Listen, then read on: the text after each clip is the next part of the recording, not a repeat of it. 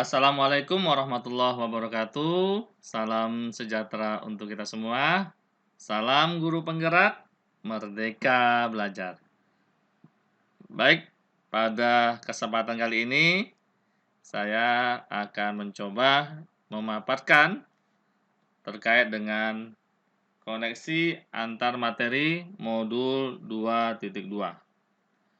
Irwanyul Hadi, SMP Negeri 2 Pekanbaru, CGP Angkatan 1, Kota Pekanbaru, Provinsi Riau. Yang pertama adalah pengertian dari pembelajaran berdiferensiasi pada modul 2.1. Apa itu pembelajaran berdiferensiasi? Yaitu pembelajaran yang dilakukan oleh guru dalam usaha menyesuaikan pembelajaran di kelas untuk memenuhi kebutuhan belajar individu agar tujuan yang diharapkan dapat tercapai dan membuat kenyamanan dan ketenangan dalam proses pembelajaran yang dilakukan karena mengacu kepada kesenangan siswa tersebut.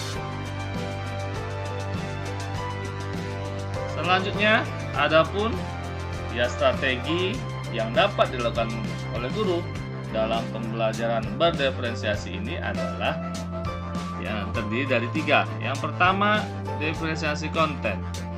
Apa itu diferensiasi konten? Yaitu usaha kita sebagai guru untuk memetakan kebutuhan berdasarkan kesiapan murid dalam belajar, minat, seperti olahraga, seni budaya, dan lain sebagainya, dan profil belajar seperti auditori, visual, atau kinestetik. Yang artinya jenis murid apa yang akan kita berikan kepada peserta didik kita.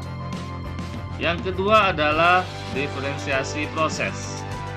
Diferensiasi proses ini mengacu bagaimana murid memahami dan memaknai apa informasi atau materi yang dipelajari. Kemudian yang ketiga adalah diferensi produk, yaitu hasil dari yang diharapkan, dan yang paling penting adalah produk ini mencerminkan pemahaman murid dan tujuan pembelajaran yang diharapkan. Sebagai contoh misalnya, siswa yang memiliki profil belajar atau gaya belajarnya auditori, maka diberikan tugas dalam bentuk rekaman suara. Produknya dalam rekaman suara. Visualisasi, diberikan produknya dan diberikan kebebasan untuk mengerjakan tugasnya secara visualisasi atau dalam bentuk gambar, kemudian dalam bentuk poster dan lain sebagainya, dan ataupun kinestetik dalam bentuk praktek langsung. Itu strategi pembelajaran dari berdiferensiasi. Kemudian yang kedua adalah dalam modul 2.2, yaitu pembelajaran sosial dan emosional. Ini menjadi 3 ruang lingkup. Yang pertama adalah rutin, yaitu kondisi yang ditentukan di luar waktu belajar akademik. Misalnya dalam kegiatan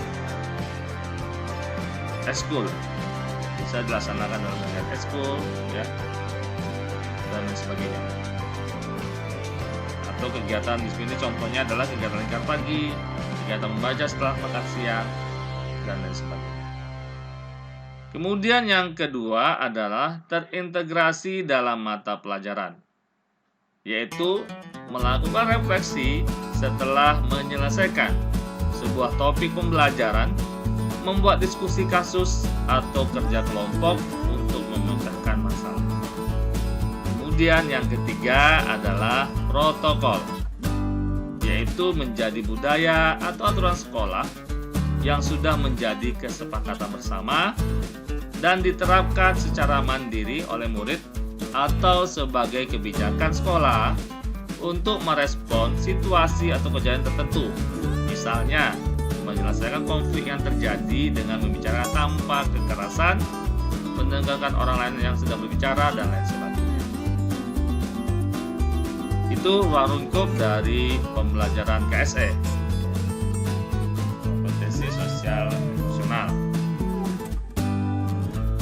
Selanjutnya, yang perlu juga menjadi perhatian kita dalam pembelajaran sosial emosional adalah teknik dari mindfulness dan well-being. Mindfulness ini adalah kesadaran penuh, kesadaran penuh kita sebagai pendidik untuk meningkatkan kesadaran penuh siswa kita dalam proses kegiatan belajar mengajar. Kemudian di sini adalah well-being. Well-being itu dapat diartikan sebagai kondisi nyaman, sehat dan bahagia. Well-being atau kesejahteraan hidup adalah sebuah kondisi di mana individu memiliki sikap yang positif, bukan saja terhadap dirinya sendiri, tetapi juga orang lain, dan dapat membuat keputusan dan mengatur tingkah lakunya sendiri, dapat memenuhi kebutuhan dirinya dengan menciptakan dan mengelola lingkungan dengan baik, memiliki tujuan hidup, dan membuat hidup mereka lebih bermakna, serta berusaha mengeksplorasi dan mengembangkan dirinya. Jadi teknik ini bisa dikembangkan melalui berbagai kategori kesadaran penuh dan rasa aman kesadaran hidup. Selanjutnya, 5 kompetensi sosial emosional. Yang pertama adalah kesadaran diri, bagaimana bisa mengenal emosi, pengenalan terhadap emosi yang dimiliki. Kemudian pengolahan diri, yaitu mampu mengelola emosi dan fokus terhadap apa yang dikerjakan. Kemudian yang ketiga adalah kesadaran sosial, bagaimana sikap kita berempati terhadap proses pembelajaran terjadi, merasa apa yang dirasakan orang lain. Sudut pandangnya adalah objektif. Ini menambahkan masalah bukan dari sudut pandang dia, tetapi merasakan dari sudut pandang orang lain, berempati terhadap apa yang dialami oleh orang lain. Kesadaran sosial. Kemudian keterampilan relasi, bagaimana daya lenting kita atau ketangguhan kita dalam menghadapi sebuah permasalahan. Kemudian yang terakhir adalah pengambilan keputusan yang bertanggung jawab, yang mana ini adalah akan memberikan kontribusi terhadap terwujudnya well-being di sekolah dan komunitas yang ada. Rasa nyaman tadi, rasa aman, tentram, nyaman tadi.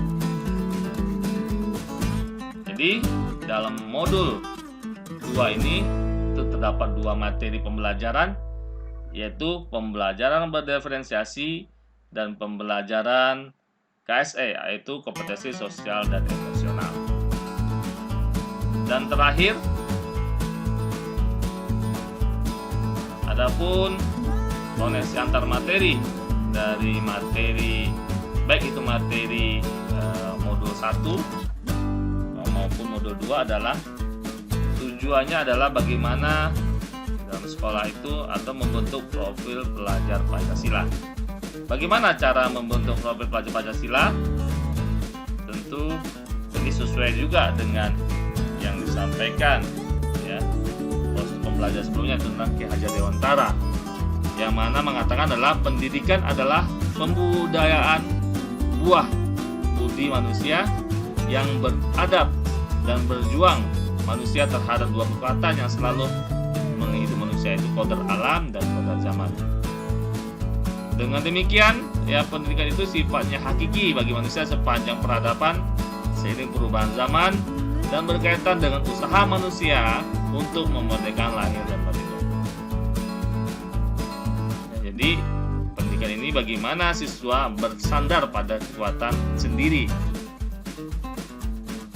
Di sini, bagaimana kita sebagai guru bisa membantu membentuk profil pelajar Pancasila sesuai yang disampaikan oleh Ki Hajar Dewantara tadi. Kenapa? Karena sekolah adalah sebagai institusi pembentukan karakter murid. Kemudian juga peran kita sebagai guru adalah sebagai perencana perubahan. Salah satunya adalah melalui kegiatan pembelajaran yang kita lakukan, harus kita lakukan berbagai macam inovasi pembelajaran yang dapat membentuk tujuan dari proses pembelajaran kita, yaitu membentuk profil pelajar Pancasila di sekolah kita. Profil pelajar Pancasila itu dapat terbentuk salah satunya adalah dari proses pembelajaran yang dilakukan di sekolah. Kegiatan dalam penyusunan kegiatan belajar mengajar dapat dilakukan kegiatan berupa pembelajaran berdiferensiasi, yang mana itu tadi adalah membuat kenyamanan dan ketenangan dalam proses pembelajaran yang dilakukan karena mengacu pada kesenangan siswa tersebut. Jadi bagaimana proses pembelajaran itu ya, membuat siswa itu menjadi senang. Dengan melakukan langkah-langkah tadi, ya, diversifikasi konten, ya, dengan menggunakan siapa belajar, minat, dan atau proses belajar, proses bagaimana proses dari proses pembelajaran dilakukan dengan produk ya, hasil dari kegiatan berupa tugas-tugas yang disesuaikan dengan kesiapan belajar, minat, dan profil pelajar itu sendiri. Kemudian yang kedua adalah pembelajaran Kasel. Kasel ini adalah kolaborasi akademik, sosial, dan emosional. Ini sangat penting sekali dalam menciptakan keberhasilan dalam belajar. Jadi harus ada kolaborasi dari kepintaran, kemudian hubungan sosial, dan juga bagaimana emosi, cara menjaga emosi dari peserta didik kita melalui pembelajaran Kasel ini. Yang mana intinya adalah bagaimana bentuknya nanti mindfulness atau well-being, ya, kesadaran penuh, kemudian menjadikan kondisi nyaman, sehat, dan bahagia dalam proses pembelajaran. Pembelajaran di sekolah, ya, tentu apa yang disampaikan oleh Kak Dewantara adalah bagaimana tujuan pembelajaran adalah berpusat pada siswa. Tujuan pembelajaran adalah untuk murid, dan murid. Sehingga kita sebagai guru mempunyai kewajiban untuk mengajar kepada peserta didik, memberikan rasa aman, nyaman, dan senang bagi peserta didik untuk belajar, untuk meraih cita-citanya, membangun bangsa dan negara untuk masa yang akan datang. Sehingga perlu proses inovasi dan proses pembelajaran yang baik yang harus kita ajarkan kepada peserta didik kita. Demikian yang dapat saya sampaikan. Terima kasih atas perhatiannya. Dan mohon maaf bila terdapat kesalahan. Saya akhiri dengan Assalamualaikum warahmatullahi wabarakatuh. Salam sejahtera untuk kita semua. Salam guru penggerak, merdeka belajar.